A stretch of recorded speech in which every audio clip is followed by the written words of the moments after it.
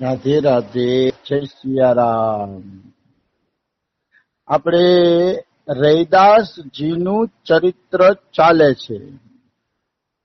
રૈદાસજીના ચરિત્રની અંદર આપણે આગળ વધીએ તો રૈદાસજીનો કાશીના બ્રાહ્મણો વિરોધ કરે છે અને રૈદાસજીને ઠાકુરજી છાતીએ લાગીને વળગી પડે છે. એટલે રૈદાસજીની મહિમા વધી પડે છે, ખૂબ વધે છે. તો કે દુશ્મનો જેટલો વિરોધ કરશે ને એટલી જ ભક્તોની મહિમા વધી જશે, નિશ્ચિત, એમાં કોઈ શંકા નથી. એટલે કોઈ વિરોધ કરતું હોય તો વિરોધ કરવા દેવો, કારણ કે એના કારણે આપણી મહિમા વધે છે. તો કે એનું ઉદાહરણ અહીંયા આપ્યું છે.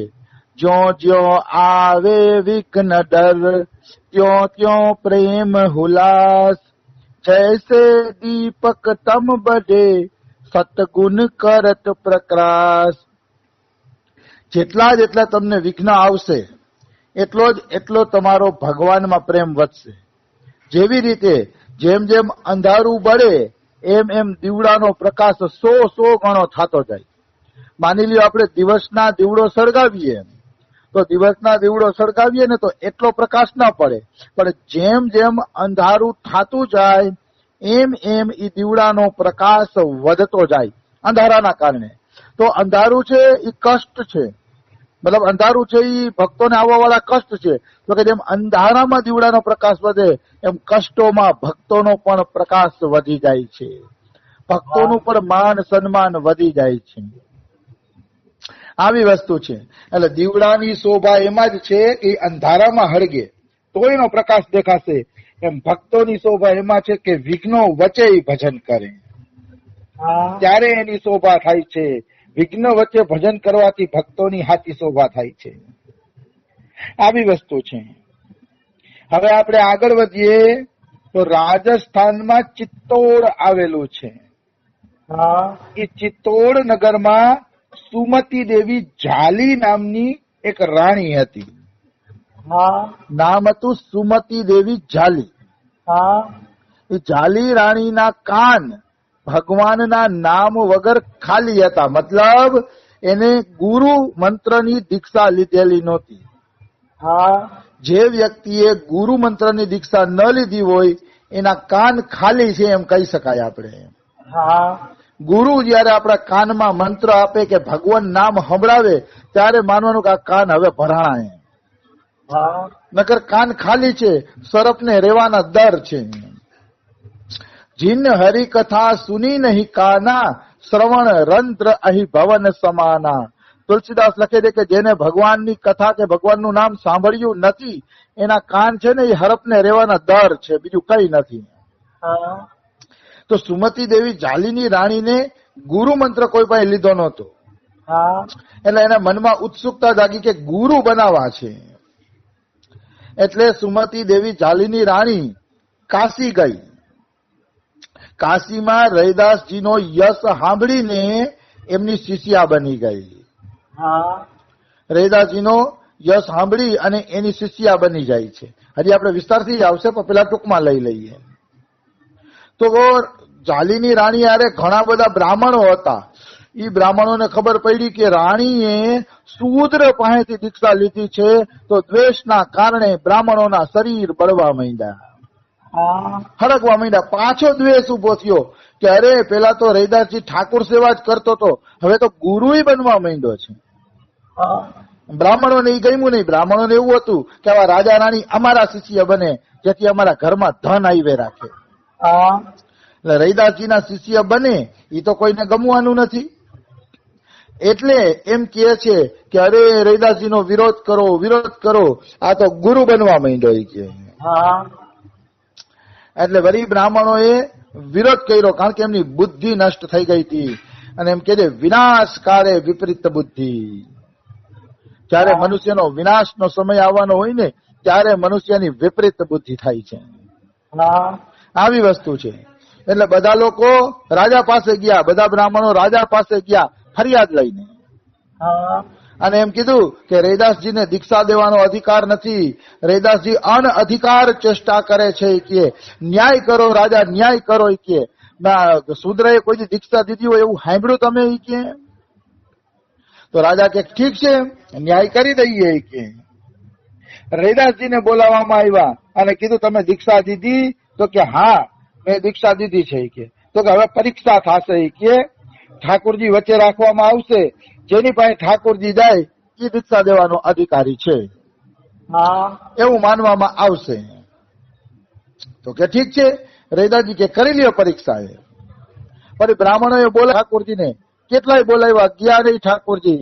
પણ રૈદાસજીએ એક પદ ગાયું તો ઠાકોરજી એની છાતીએ વળગી ગયા.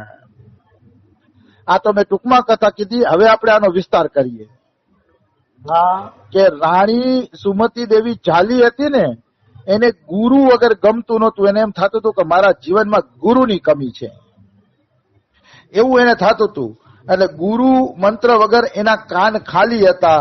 તો એ શાસ્ત્ર પ્રમાણે એમ આવે છે કે સદગુરુ દ્વારા ભગવાન નામ મંત્ર શ્રવણ કર્યા વગર કોઈને સિદ્ધિ મળતી નથી. આ વાત બિલકુલ સાચી છે. કોઈ સમર્થ ગુરુ મળી જાય અને ઈ તમને મંત્ર આપી દે તો સિદ્ધિ બહુ ઝડપથી થઈ જાય છે.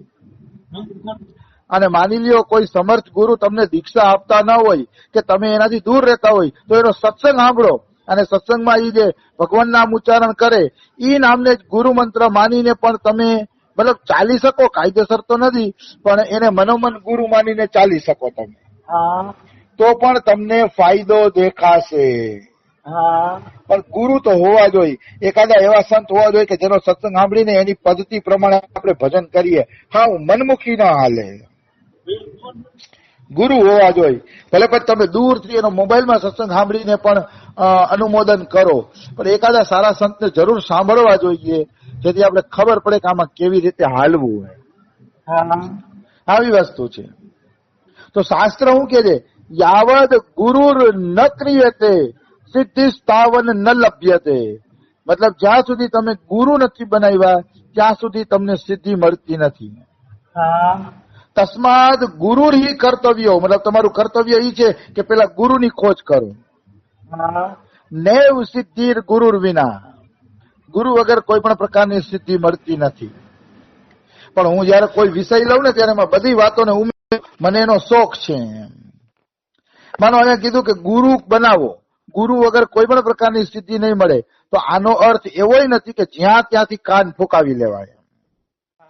એવો અર્થ નથી કે ગમે ત્યાં ગુરુ બનાવી લીધા, મરજી પડે બનાવી લીધા ને કાન ફૂંકાવી લીધા ને, એમ નહીં.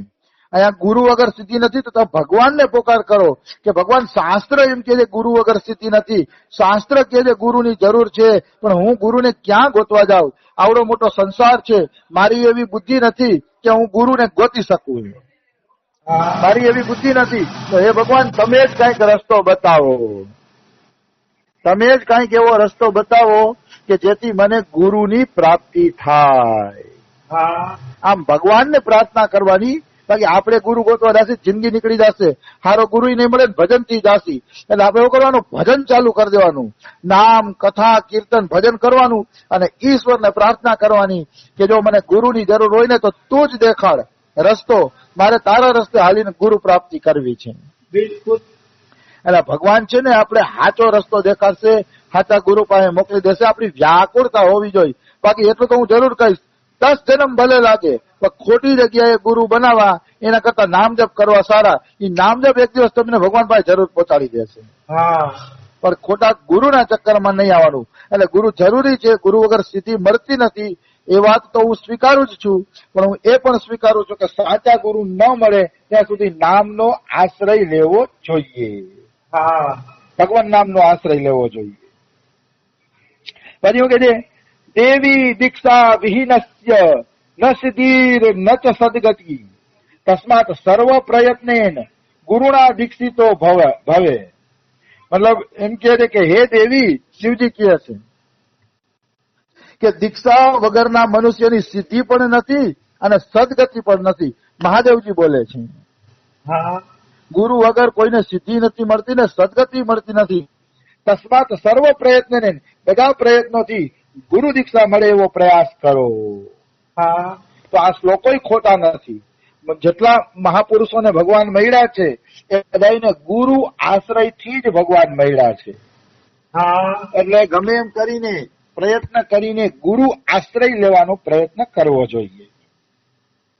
આવી વસ્તુ છે. તો સુમતી દેવી ઝાલીની રાણીએ પણ આવા બધા શ્લોક સાંભળ્યા હતા, એટલે એને ઉતાવળ હતી કે હું પણ કોઈ ગુરુ બનાવું. હા પણ આ સુમતી દેવી ઝાલીની રાણીની પ્રતિજ્ઞા હતી કે જેને જોતા વેત, જેના દર્શન કરતા વેત મને ગુરુ બુદ્ધિ થઈ જાય ને એને મારે ગુરુ બનાવવા છે. વાહ રે વાહ.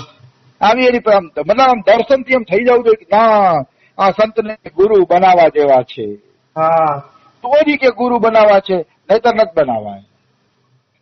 તો આ રીતે સુમતી દેવી ઝાલીની રાણી પ્રતિજ્ઞા કરી અને તીર્થ યાત્રામાં નીકળી. હા બધાય તીર્થોમાં ભ્રમણ કરે છે, બધાય તીર્થોના મોટા મોટા સંતોનો સંગ કરે છે, પણ કોઈની અંદર એની ગુરુ બુદ્ધિ નથી થતી. હા ઘણા સંતોના દર્શન કર્યા, પણ કોઈને કોઈ એને આમ સંતોષજનક વાત ન લાગી રાણીને. હા ગુરુની ઉતાવળ છે અને સંતોષજનક હૃદયને ગુરુ નથી મળતો. હા એમ તીર્થોમાં ભ્રમણ કરતા કરતા રાણી ઝાલી કાશી આવ્યા. સુમતી દેવીની ઝાલી રાણી કાશી આવ્યા. તો કાશી આવ્યા ને તો એના પંડા પૂજારીઓએ એને સંતો મહંતોના દર્શન કરાવ્યા હા કે આ સંત આવા છે ને આ સંત આવા છે ને કેટલાય દર્શન કરાવ્યા. પણ એ પંડા લોકોએ રૈદાસના દર્શન ન કરાવ્યા. શું કામ રૈદાસ